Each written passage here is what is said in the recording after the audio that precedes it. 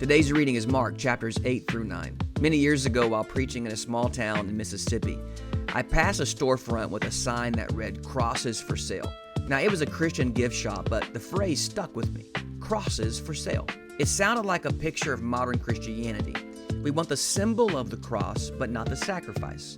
The emblem, but not the exchange. So in Mark 8, Jesus asked his disciples, "Who do you say that I am?" Peter answered rightly, "Thou art the Christ."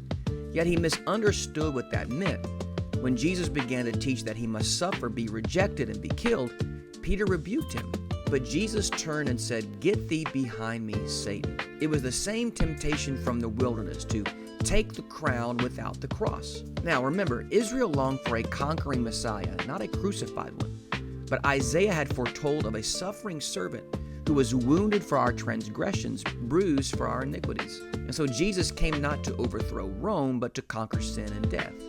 Then he called the crowd close and said, "Whosoever will come after me, let him deny himself and take up his cross and follow me."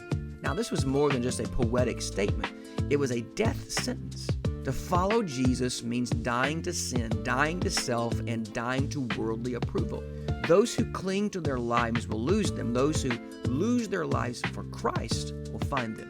We still live in a world where crosses are for sale, a gospel without cost, discipleship without death.